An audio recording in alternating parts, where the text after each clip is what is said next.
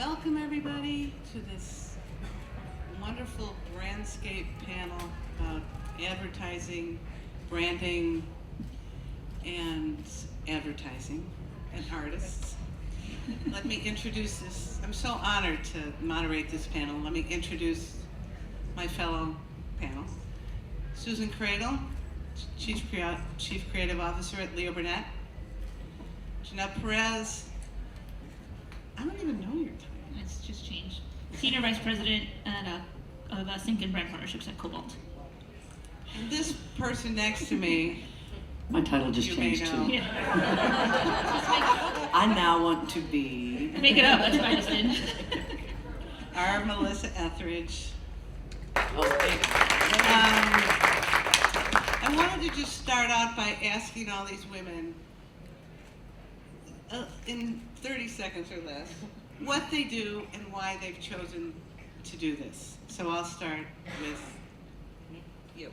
So as Chief Creative Officer, I look over about 50 brands at Leo Burnett and sort of shape them and hopefully help the creatives that work on them every day get to more meaningful places. But I started in the business because I wanted to stay in a creative world but have some business structure around what I did. I wasn't an artist. I was a little too afraid to be that unstructured. But advertising seemed like a place where you could meet and be with creative people, but also have sort of a discipline of a job executed. At the time, that seemed right. I stay in this business because I realized the power of brands and how they touch the world in a way, and I mean just exposure. And you can do meaningful things with brands, you know, if you have a focus on that, and that excites me today. Keep going. Jeanette. I am the Senior Vice President of Sync and Brand Partnerships at Cobalt. My job is to work very closely with labels and management companies to place our artists' music in films, television shows, video games, ads, as well as find partnership opportunities for the artists who are signed to our company. The reason why I got into this business is really for my passion and love of music. I remember when I was little, very, very little, my parents, we used to dance in the living room together, and music was what brought us together as a family, and I just took that with me throughout my life. And when I went to law school, I said, I don't know if I really want to be a lawyer. What else can I do in this industry? And this was a place where I found sort of a happy medium. It was the best of both worlds for me, both creative and legal in a way. And that's why I do what I do. It's really about the passion and love for music at the end of the day. I don't know if the moderator's supposed to say anything. Say something. You're pretty awesome. My name is Bonnie Dolan, and I've been in this music advertising business for a way long time. I got a job in Chicago answering phones at a recording studio, Universal Recording in Chicago, which was just such a great studio, but now it's in Urban Outfitters. And over the years, I became a music producer, do a lot of original work, and then got involved with artists and trying to license their music for really good brands smartly. You know, they're just to do smart advertising and to try to help the artists get their music out there. And I'm always trying to protect the artist and do smart work for the brand and get good stuff from like people like you. I'm Melissa Etheridge, and I have been a musician and in that unstructured world for a long, long time. I have been in the 80s and in the 90s, and in the 2000s, the turn of the century, I was a part of and witnessed a big change, of course, in this industry. And what used to be the selling out, the sort of, no, I'm going to be pure. I realize you're going to be alone if you're going to be all pure, which is great. It's fine. It's great. Yet my job, when you actually asked, you know, what is it you do? What is it you want to do? I said, well, what is my job? My job is to take human emotion, human experience, and create a piece of art that then another human can experience that emotion with. It's like spreading emotion. And when I realized just last year that that experience is what the them want also, and that there's nothing wrong with success, and there's nothing wrong with partnership, and there's nothing that corporations and companies and brands also are growing and learning and finding out what they can do in the world and how they can make the world better and how they can be happier and how they can help others, and everyone move in this same direction that before was just us artists out there going, come on, follow us.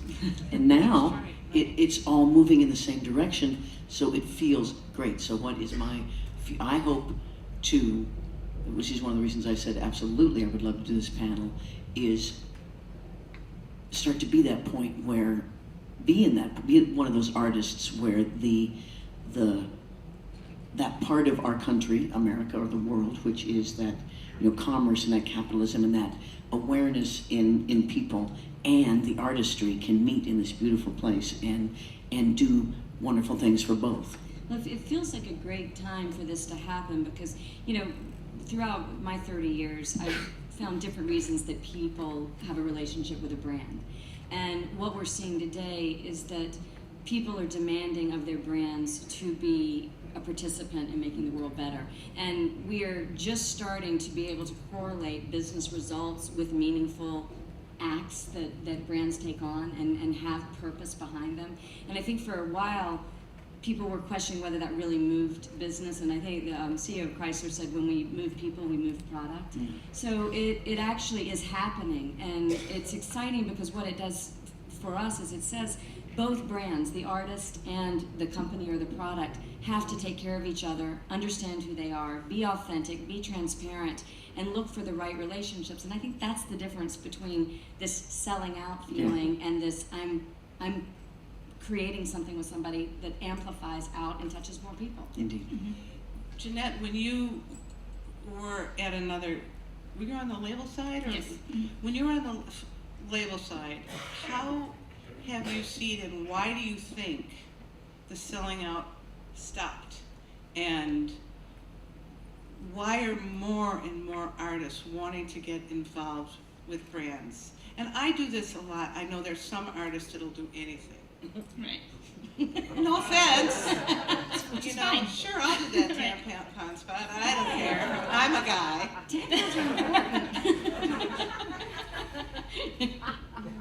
Where do you think it started and where it's going? Well, I think it's evolved in a lot of ways in the sense that a lot of brands and artists are coming together in a mutual way, right? They are both heeding each other from a creative perspective, an intellectual perspective, and they're coming together and they're saying, truly, let's work together, as opposed to, I just want to use your song, I just want to use your image. It's truly more about the partnership now, I think, than it was before. Artists are getting to be involved in the creative process, which I think is important because you're not dealing with an inanimate object, a bottle of water. You're dealing with a human being, and they should be allowed to speak their suggestion and know about the creative and be a part of it. And I think that's what's changed, is more how they're working together more than anything else. And I know you said to me the other day on the phone, you're tired of the sky is falling, the sky is falling. Yeah. There's so many opportunities out there. That's what's happened. It seems like we reached this, the structure in which the record company signs the artist goes to the record company, they sign their life away to the company, they create something that the artist doesn't even own, and that thing then is sold on this really high level, and it becomes this, and the artist is down here, and then that structure changed, and that got bought by, and all of a sudden it's like, where are you as an artist? And when all of that went away, and I see my kids watching a TV show with me, and a commercial comes on, they go, oh, I like that song. Mm-hmm. Boom! And they take out their little device, and Shazam it, bam, and they bought the song. I went, what? Wait a minute, I can bypass the middle everything if I can just get there to reach the people. Mm-hmm. And that's what music is still humongous. My children identify, everyone in their high school identifies by what music they listen to, just like they've done for the last 50 years.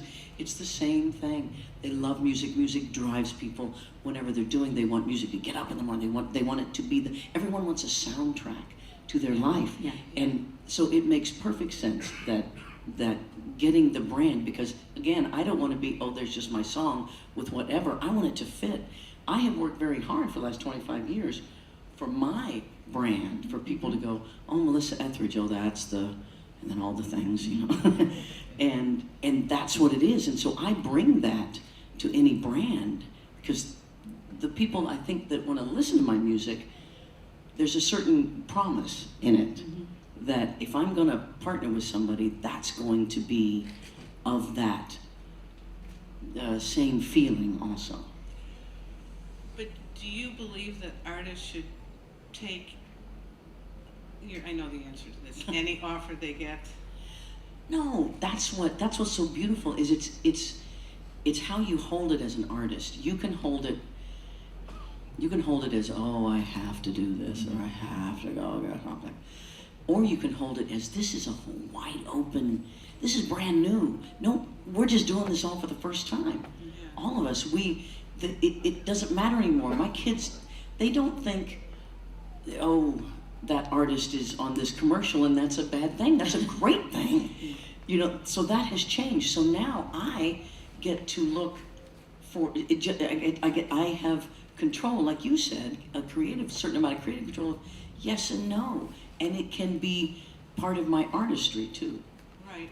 Susan, I want you to please to talk about some of the really smart advertising that you have done for Secret and Kellogg's, and how it's just the music is perfect, and the people that she's dealt with is perfect for brand. And then talk about the orange, the actor guy. Sorry, you know I'm not that professional. Well, again, talking about the amplification of creativity or artists or getting them out there, we did a sprint campaign in October with Malcolm McDowell and James Earl Jones. And Malcolm McDowell said, I thought I was famous. Now I know what famous really is. He goes, I thought Clockwork Orange made me famous. He goes, I cannot walk down the street. And it reminds me every day just how expensive, because advertising shows up in people's lives that they haven't chosen. So they are exposed to things they would never probably seek out, which is good and bad. Now I think our industry has to take that seriously and understand, if you're not invited into someone's life, you have a responsibility to put, or try to put things out there that are valuable, meaningful, you know.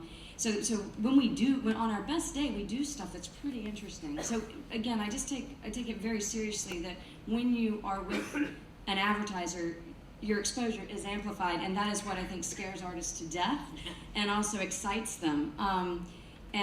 But another thing I would say is, we have this new thing that we're using in the world today, which is test and learn, fail forward, optimize, go again. And I think this applies to artists too, is don't be so scared that you're gonna mess up. Because this is a perfect example. Our company found The Royals by Lorde on a blog before she had signed signed anything.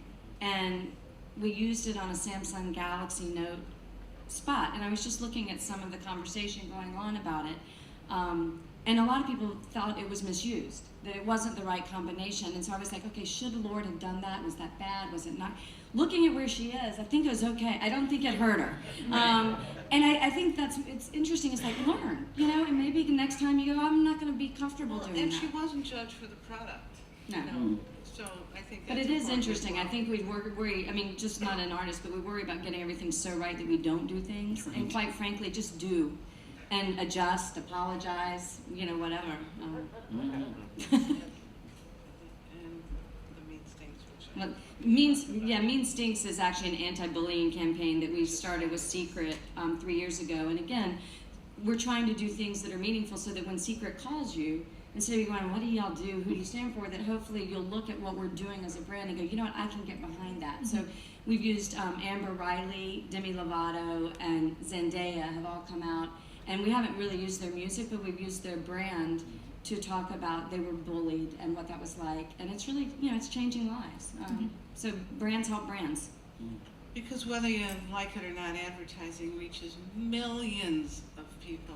Even if you fast forward, when you go online, you're stuck. I mean, I learned about Pocket Cannon D from a GE commercial in 1978.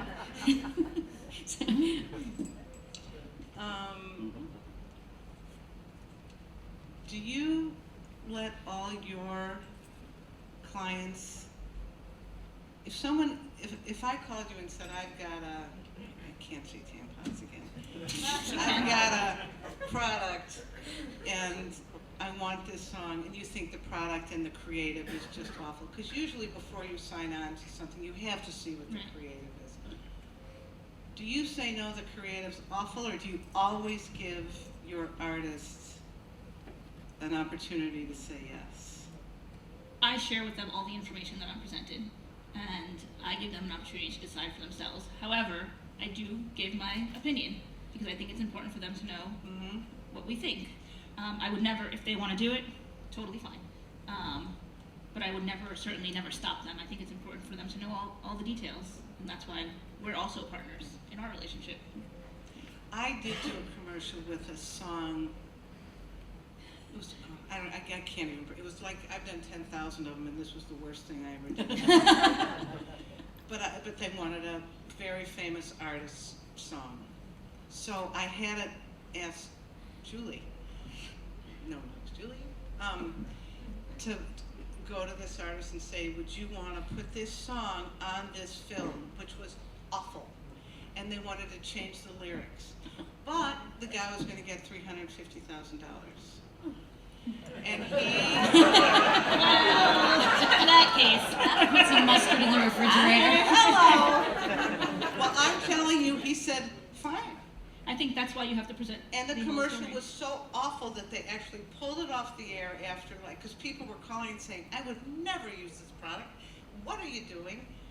But he got his money, and that was the end of that. But then That's why you present everything, because you never know. But then you have something like the Allstate commercial when Wade actually saw the film and wrote a piece for it, which you were a part of, which is... I worked at Leo Burnett before I'm doing what I did now, and there was an Allstate spot. What was it with these teenagers driving when they shouldn't have been driving? It's basically the fact that 6,000 teenagers go out for a drive and never come back. So Jason Wade from Lifehouse, I reached out to him and I said, would you write a song for this? I can't remember, it was so long ago. But anyway, he said yes, and it turned out to be a really bestseller song. After I performed on the Grammys, after I had breast cancer and went through everything and performed all, and it was a big thing, the Ford Motor Company contacted me and said, will you write a song for our Race for the Cure? It was just when the pink ribbon was just starting and everyone was finally starting to be able to even say breast cancer. And I thought, now that's perfect. This is not will you do this or be that, just will you write a song? And that song is my #1 download on iTunes. It's I Run for Life. It's a huge song in my set. That's the guts of what should be. Yeah, and it was wonderful. And they didn't ask. I don't say this is Ford Motor Company's song. It was an opportunity that they had and I had that worked together. Okay, so I'm going to ask this too. The longevity of an artist and a brand. Like yesterday, I heard that DSW, the shoe thing, they used a Betty Who song. That was me. Oh, my baby. That was at my old job, sorry. All right, it was you. But after that happened, did they get like 270% more YouTube hits because of that commercial? Now, what's the one? Is Betty Who going to be? Is it going to help them in the future with their music, or is this just a? You never know. What about Icona Pop? But I think there's especially for that artist and that brand, it made sense. The it song made made sense, perfect everything sense. made sense, so the stars sort of aligned, right? And for her, from a timing perspective, it's a single. She's here at South by. From a timing perspective, it was a Perfect storm. storm. Yeah. Those things don't always happen, but in her case, it worked out really well. From a longevity perspective, you never know. I think for her it's going to be great. And then there's always the money issue, like Beyonce, who signed with Pepsi for a lot. But it's published, right? So I can say how much? Like $50 million? It's a lot of money. But does Beyonce really? I don't even know where I'm going with this. I just think, honest to God, I just think there's some things in this advertising world that aren't quite as smart as other things, and I think the four of us really just like to do smart advertising. Well, it's interesting because I think, you know, Beyonce, she trades at a different level, which is she doesn't need the brand. Which one? There's, you can read about this too, but Michael Jackson, when he was with Pepsi, you know, there were all sorts of rules, like he wouldn't touch the product, whatever. And I think today that would not work. Right. You know, it just wouldn't. If you are going to do a long-term engagement with a brand, I think it has to be authentic, or both brands suffer. And then I think that what's also interesting is artists that aren't Beyonce, who are looking for exposure, because, you know, she does not need the exposure, have a different negotiation that I think is important to look at, which is a lot of times we'll hear, well, and I don't hear it as much, but it used to be like, here's the number. And it'd be like, well, we don't have that much money, but we're going to put $30 million behind this ad, so that's $30 million worth of national exposure. And I remember, I don't know if I'm allowed to say names of people that didn't do things, but I'm going to, which is The Darkness. Sure, not me. So in 2000, it's something like 2003, this is amazing how technology has changed. We were having to advertise for Singular Wireless this thing called ringtones that nobody knew about. 2003. So we was like, we got to sell ringtones. And so The Darkness was a kind of interesting band that I thought maybe we'd do it. We didn't have a lot of money, and they decided to pass. And really the spot was, all it was them on stage. They could sing whatever song they wanted, you know, whatever lyric, whatever. They had 20 seconds to do whatever they wanted with their band, and then it was a clamshell phone, and it was just going to close over them and say ringtones now available on your phone. And they passed. That's how different this industry is today. I mean, who would do that? Who would pass on that? would you like 20 seconds to, you know? But that was Yes. the selling out mentality. That was, I think that was the selling it's out fascinating. mentality. It changed that quick. Yeah, In 10 years, definitely. But I think when U2 did Apple, and when Sting did Jaguar, and it just started to take on a life of its own. And then you have to be careful with artists, because I was working with an artist who shall name unnamed, Awesome. who almost got a deal with Coors, and it was an awesome deal, and it was a ton of dough, and it was a lot of exposure. And then his manager called me up and said, he's in AA. Yeah. You know, he can't do that. So you got to be really careful. It's a difficult one. And you, I'm wondering, are there certain things you would stay away from, or like maybe you don't eat a burger? I don't. So there you are. There you go. And I've been working now just only the past 4 months with the organization, my management called Primary Wave. I love that. They're amazing. They're fabulous. It's like all of a sudden I got rocket fuel, you know. I really do. I've known they're wonderful. I know they're amazing. Wherever they are. And they bring things to me, and that we all think about it, because they know that right now, after going through breast cancer 10 years ago, my main focus is health. I Yeah. think that's where the future is. So they Yeah. they know that what they're going to bring to me is going to be things, and corporations and companies and brands who understand the future, which is a lot about health and wellness. A lot about that's the stuff that we can't buy, that you have to become. And I want to be part of that movement. And although, again, not a whole lot of money in that right up front right now, but when they come to me, they tell me, yet this company can give you, boom, $30 million worth of this exposure. Well, here's another thing about perks from just getting a little deal. Okay, you have a song, new album, Emmy Me? This is me. Me, this is me. This is And me. it's It's my initials, Melissa. Wonderful. So here's, but I've Works done out this. that way. Okay, so you have a song, and okay, we have $4.50 for Right, this song. Okay? yeah. But on this commercial, there'll be a chyron, Yeah. and then you never know, right? Yeah, What the you never media know. buy is going to be. It could run 500 times a week nationally, and the $4.50 could turn into a whole bunch of That's stuff. what we're looking at. Because my management company, because I do not have a record company anymore, I'm going to own my own record. So now my management company I become the product now. Right. And so what we're selling is me, and we're looking at tours, we're looking at future, we're looking at how this is going to go out. So those hits, so it's not about, oh, I need $10 million right now, that would be nice. But, I understand the long run in this, Right. and It's how there's a much bigger picture. huge payoff in this. Yeah. Another ththing that I think is interesting that I used to hear a lot about, we would work with an artist and it was like, well, if I'm going to give you this piece of music, I'm kind of, now it's going to be devalued and I won't be able to use it again. And something that I've seen is that's not true. No. I mean, I think we just put a Daniel Johnston piece on a Firestone film that is stunning. It was an Axe commercial a year ago, and I'm like, I don't care. More, it works again. It's weird because I remember I Feel Pretty was on an Aquafina commercial and a Nike Sharapova spot almost at the same time.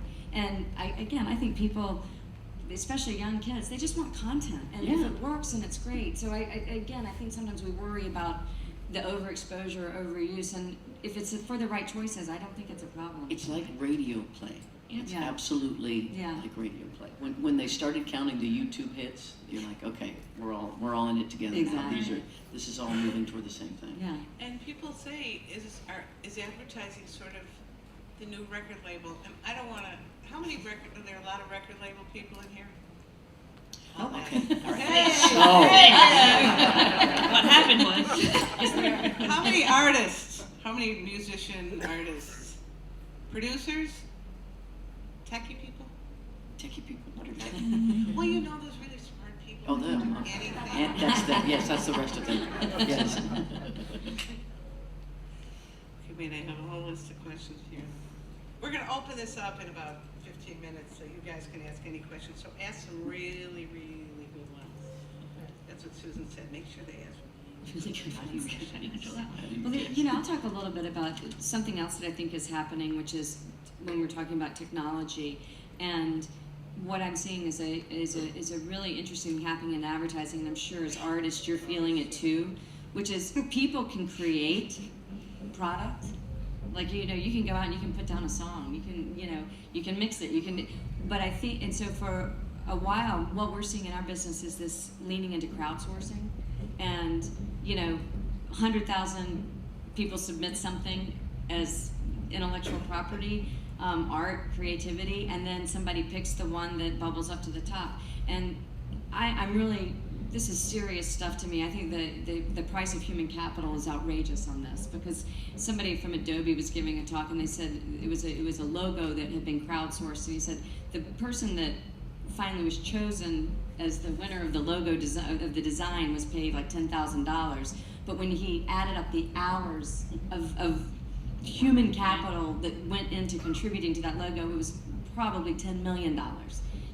But so I think what's happening is we've got a lot of people generating creativity because technology is easier to use than it's ever been, and I'm worried that we are going to undervalue those that are talented versus not talented. What I've seen in the industry where technology all of a sudden was front and center, Right. I witnessed producers, these people who could make the magic, then just take, okay, you can kind of sing, and I can put you in here, and I can make, and if there's a certain level that it can be manufactured. Right. And I think now that the line has been drawn, like, okay, there's those that can do that, and my kids even know there's a certain capital. Oh no, they can really do that. They know that if you sat down and said sing, that person could blow your mind. Right. Or play. or they understand it. It actually makes the stuff that comes up. It makes it even better because you can't deny it. And that ticket that I want to go see them live becomes more. People want to go festivals. That's why people want to go see music. They want to have that human experience. That becomes more priceless. Right. It was interesting. I was with a very creative friend of mine, and he was bragging about how at his agency they were actually shooting a lot of content and films on their iPhone, and it was going very well. And I told him, I said, be very careful, because what you don't understand is you're shooting on an iPhone, but you're shooting it. You know how to compose a shot. You know how to edit. You know how to write a beautiful piece of copy. And because it comes more naturally to him, he forgot that had a value. And we need to watch out for that, because I think people that are talented assume everybody has that. It's like they don't. Yeah. So it's interesting to see what will happen with that. So, now I don't want to get all personal and stuff, but I know that Really? you're- Now? Tampons. I know. Well, you do a tampon thing. It's I awful. have to say, That's a- no. You've been, I know we all did, you've been through it, and you're a survivor, and you're awesome. And then you played at the White House Hello. How cool is that? Played with Diarrhea Planet yesterday. It was That awesome. is so awesome. When did you and how did you decide, besides your kids Shazamming, Mm. how long did it take you to write this album? Ah. And what is, this may not have anything to do with branding, but it is Okay. because It it's does. you. Yeah. How did this all happen, and how lucky we are that you're coming back? Not that you ever left. Right. No, You never left, but you had some. I realized when I don't know when I realized it, but it's just true, that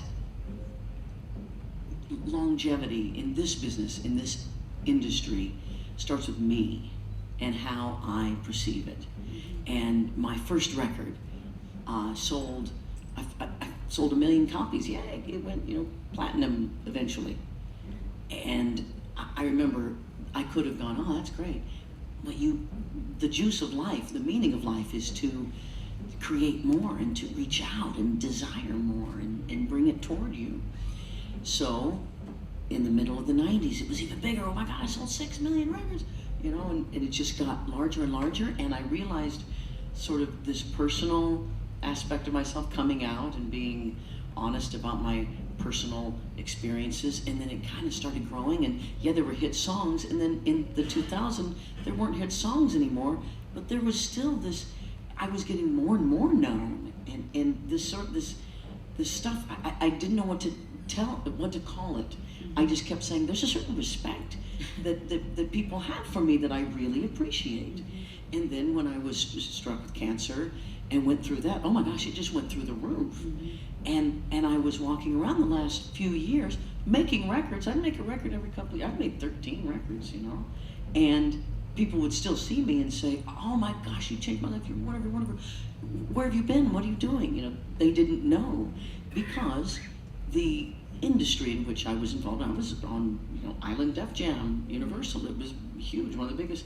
Yet I was part of a big sort of dirigible that was kind of going like this. And so the more that my crowd or my following or fans or whatever you want to call it, it kind of settled into a certain amount that could reach me on my internet, my website, which I had luckily started in the mid-90s. I was one of the first with a website. And that I said, this really reaches out to people. This is how I keep in touch with them, because I don't have the big stuff anymore. Everything, record company, management, lawyers, everything just kind of settled into this grind of, okay, now I have to tour, and then I said, well, where's the creativity? Where's the drive? So last year I went, and I cleaned house. I got rid of everything and everybody, and it was I hadn't done that. Everybody for 25 years, okay? And I did that, and it was scary because it was a jump into unknown. And I just started having meetings, and a lot of this is my close people that I've worked with, and my fiance Linda was very helpful at having me understand just what I had. And I actually called up Tony Robbins, okay? I did. Because, no, big teeth, Tony Robbins. I called him up because I watched some of his stuff and I went, wait a minute, that works because he has, I was all spiritual and stuff after the cancer, total cancer stuff, right? And I thought, okay, I don't want to stop me. I don't want to go off into a mountain and just, hide. I want to keep making music and having it mean something. Right. There's something else here. I've had the fame, I've had the money, but there's something else that's going to make me feel good. It's going to make a lot of stuff feel good. And so it was him who, just on the phone, just saying, look, because I understood where he's coming from, and it was just this little, how to change all that personal stuff. And I think women have more of a problem with it, I think, than men do, because we want to give and be moms and be that sort of, we do. And he just did a little thing, said it's a belief in you. When you change that belief inside yourself, then you're going to allow it. And I was like, oh my God, what's the belief? And the belief was that I would always just make enough, and I didn't need to have abundance, was my belief. And so when I changed that, and I went, wait a minute, I want more, I want this. I cleaned house. I said, okay, I made the space for the abundance, let's see. And I met with people, and all of a sudden they're telling me, I was like, oh, I didn't know I was that valuable. I didn't know. And they started saying, we could do this, we could do that. And I met with all these different people, and Primary Wave just blew my mind because of the way they're set up and how that's the future. And it made perfect sense. And I am now energized, and being here at South by Southwest, people assume I've been here. I've never been to South by Southwest before. I'm so excited to be back playing. Last week, playing a bar. It was, and everybody, and there was water, it was raining, there's water, it's like the sound system's, it's so not perfect. Did you at load all. in and load out? It was almost. It was real. It was real. And Remember, it's the Melissa Etheridge that started, Yes. as much as you've been through, you're still that's that still it. person. I got up yesterday at the sidebar out in the back in an alley thing and got up with, seriously, Midget Men and Diarrhea Planet. And I pulled my guitar and we played Refugee Tom Petty. We played it so fast, I can't believe it. It was like the punk version, and I had so much fun. And that's what we're never gonna technical away from that. That's that law, and that's the balance of all this, and that's what I think South by Southwest is. I'll stop talking. No. There you go. Okay. Done. I was going to ask one more thing, but I'll All right. I think I'm going to send it to anybody got I think that was great. questions? Anybody got any questions? Yeah. I'm just gonna yell. So I work in higher ed, and it's a brand, but it's a different kind of brand. And we frequently try and work with musicians, but sorry. But Bella, because, Oh. but because we're in higher ed, we constantly have to lowball people when we ask them for stuff. So I'm always worried that I'm going to insult somebody when I do that. But I'm totally fine with being told no. So what's the best way to perpetually lowball people without pissing them off? wait, what? You said you're in higher Education. So I work for the university. So if we're asking, a band to come and hang out with our students, because it's all art and design students, and talk about how they made it in the music industry and play a concert for free and stuff like that, we have money to give them, but it's not, for money. I think that if someone is interested in your program and want to just do something for mankind, and it's a good thing to do, and they have Yeah. children, and they understand what you're trying to get across. Yeah. I would say the thing that impresses me the most when someone comes to me is how does that person feel about what they're doing. Exactly. If you came to me and you're like, I love higher education, this means so much to me, and you have that belief, and you're like, look, we got no money, you know that, this is what I want to do, and this is what that person makes all the difference in the world, how it's presented. I also think we're seeing marketing budgets eroding, and even Congress was trying, I don't know where it is right now, but passing a law to tax investment in marketing. So basically treating it like a spend, not an investment. And I think this is a perfect question for why marketing is so important to our economy and to brand. And if you do not have a brand that stands for something, whether it's higher education, anything, you're less likely to get participation from people, artists, communities. And I cannot express how important it is that brands, your brand, a company's brand, understand the importance of building it, investing in it, so that relationships can be fostered. Because if you, I don't know where you are, but if you can tell the story, like Melissa's saying, if you can come and say, I am the higher education place that does this, this, and this, you've seen us on the news, people have written about us, blah, blah, blah. We don't have a lot of money, but we stand for something that we think you stand for too. Will you come? I think your answer is going to be yes a lot more. But if you don't have that brand story, I think you don't have a great shot at it. It's all about really the honesty of how and what you present, and presenting it in a way that's emphatic and meaningful to any one of us up here. I'm so much more receptive to people who just tell me the truth. The truth, that's the deal. It's the truth. That's all we Don't have give time us a for. bunch of shit. We don't have Excuse time my for language. it. Right, we just don't have time for it. It's So, the truth. And there's, our company was, our music company was asked a couple weeks ago to do some music for an anti-gun campaign.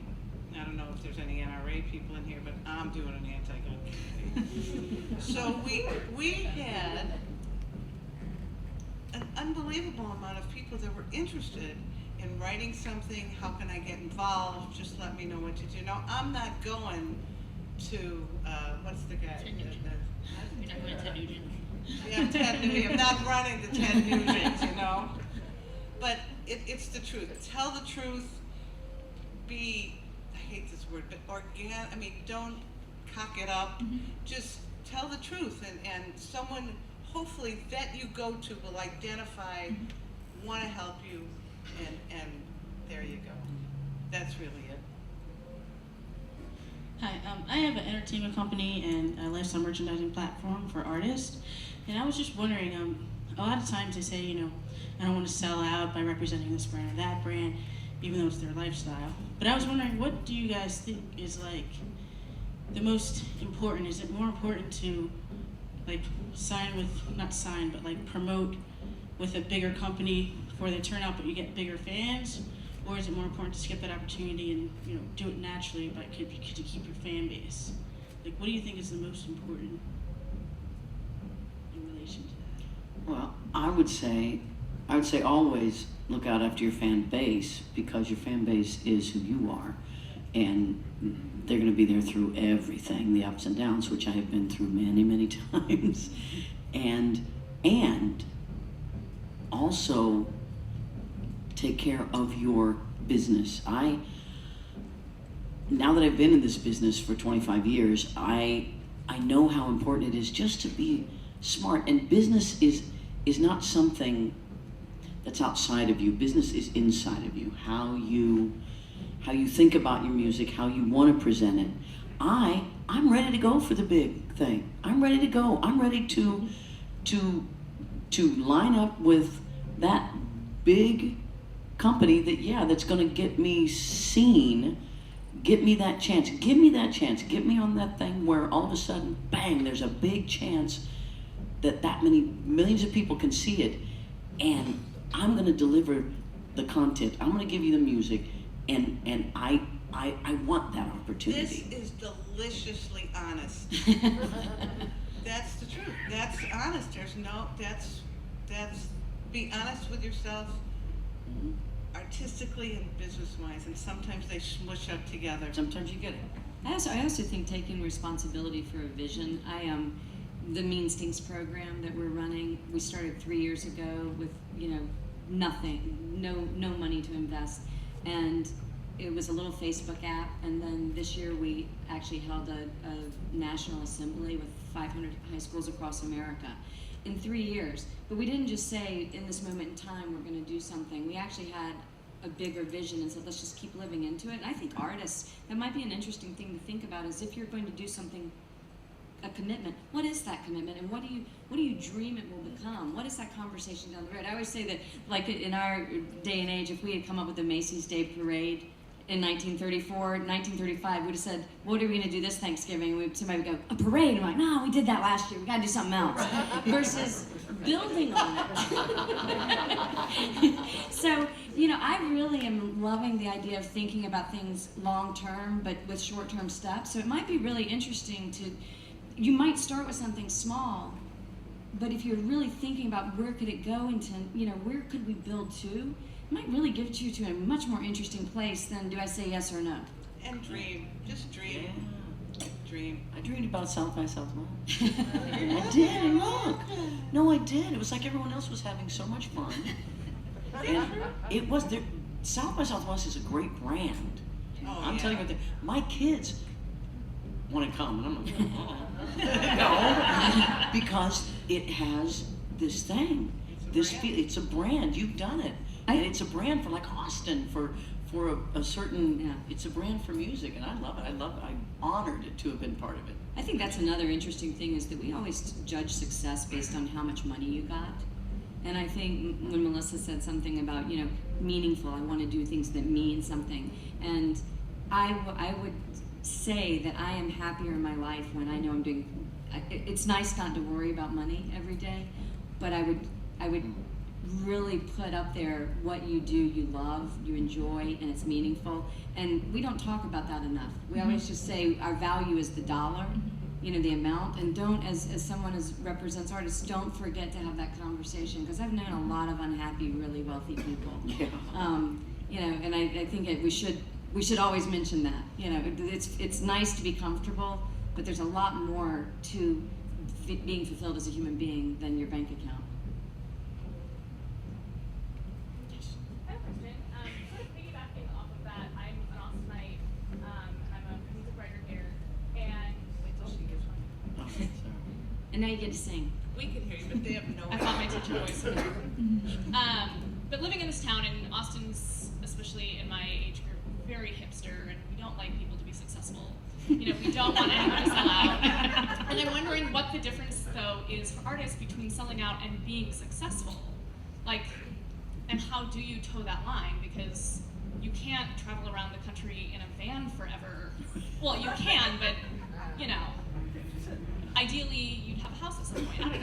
I don't know. Let me take this. Because you're so right. You're so right. I look back on what I did in my 20s and how, and you are living. There's a certain artist life that you think about. I want to be on the road. I want to be on the bus. I want to be, and when you're 25, 27, 30, even that's great. Even 33, you can still do that. And you're like, oh my God, I forgot. And it has to do with keep that thing in front of you.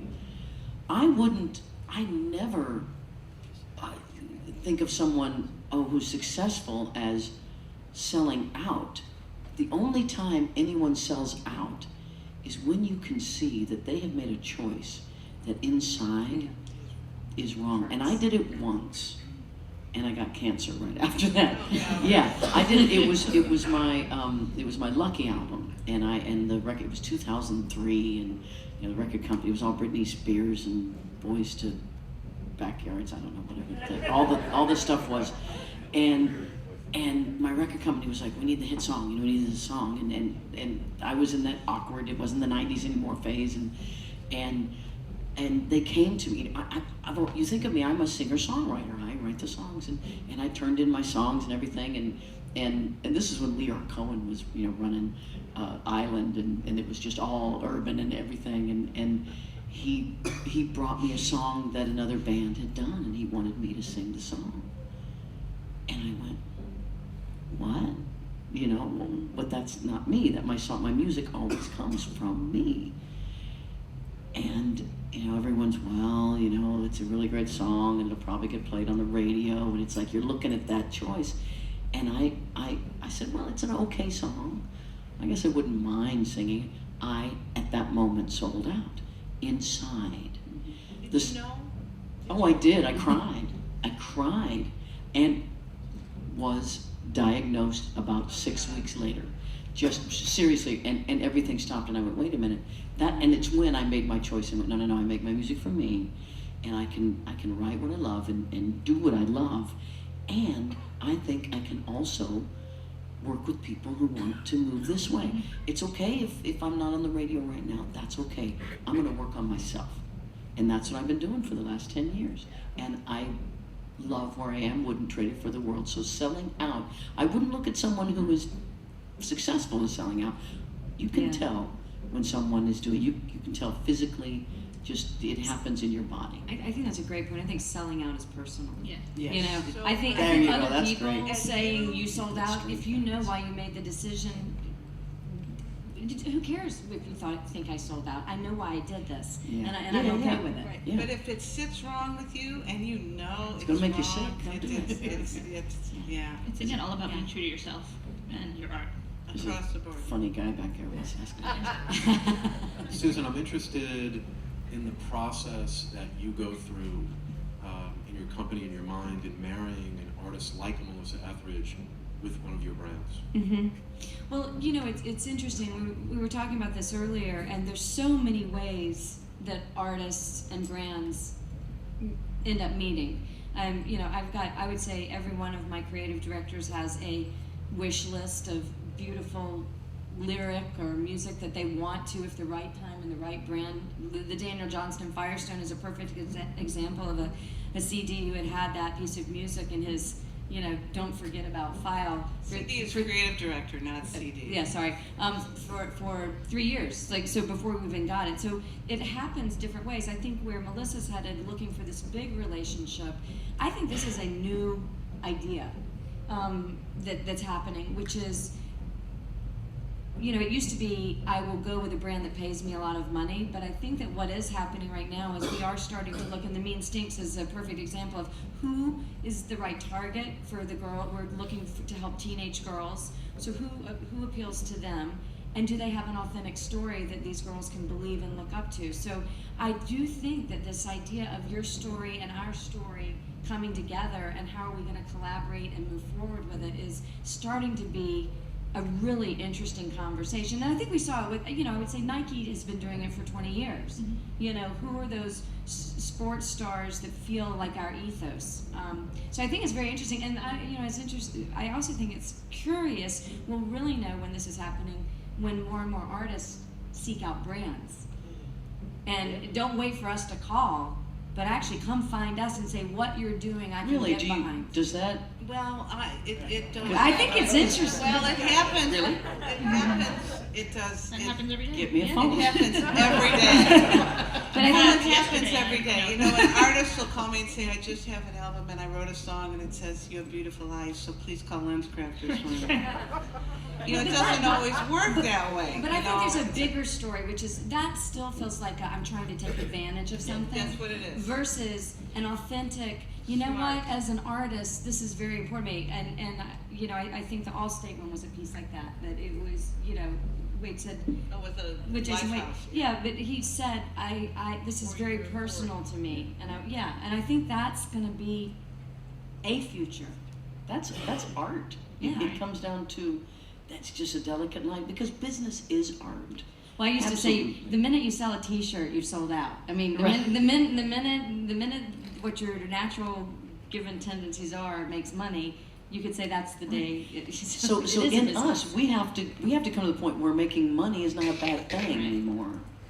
Yeah. You know, I mean, really, if you're doing what you love and you're happy at it, don't be afraid of your success.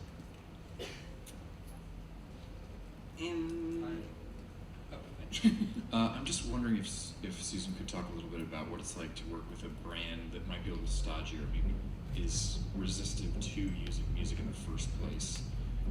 How does that work? You know, it's interesting. Usually where we don't get what we want is it's financial. I mean, most of the brands that if you bring them something, it's not I don't want to do this. It's I don't think we can afford to do it. So it's, to me, it's a financial issue more than a we're not interested. You know, and again, at Leo Burnett, hopefully most of the brands that are with us because we believe in creativity and the emotional value, and obviously emotion and music are huge. So I'm thankful that, you know, not wanting to be artful is not usually the story. It's just usually financially, can we make it happen? I used to be the music producer at Leo Burnett for 7 years, and Leo Burnett is one of the agencies that does a lot of music. Yeah, Leo Burnett does a lot of music. There are agencies that are a little. And you know, it's funny, I made and clients are a little stodgier, even if they have like 14 cents. You know, they want like a Led Zeppelin song for $1. I also think we really do try to respect the artistry. You know, there's never been a time when I've not wanted to use an artist that I thought if they were brave enough to do an ad, it wouldn't be good for them. You know, because it's beautiful stories or it's right. And I think the best creatives really do aim for that. That it's a great relationship for both. I've got the microphone on. This has been a great panel so far. This morning I was at a Lady Gaga talk, and she came right out and said she was talking about her Doritos collaboration. And she's like, basically, record companies don't have any effing money. But she also said, you know, she was able to work with them, and because the whole thing is Doritos bold. And so she was talking about how it totally fit into her brand as well. What do you all think of that whole campaign, if you've had any exposure to that? She said Doritos fits into her brand? It's this whole Doritos bold thing, and to get into her concert the other day, you had to shoot a video of you being bold or inspiring somebody. And so that's her brand, bold, B-O-L-D. And again, I think that's a perfect example of if Doritos didn't stand for that, I don't think she would have picked up the phone. And that is why brands have to take this seriously, because you will get the big names, the artists to come if they know what you want to be.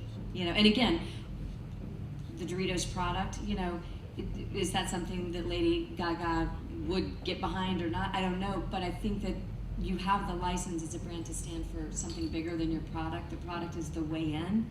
And when it's interesting, in '95 I had a great opportunity to work with M&Ms, and I got to redesign the characters.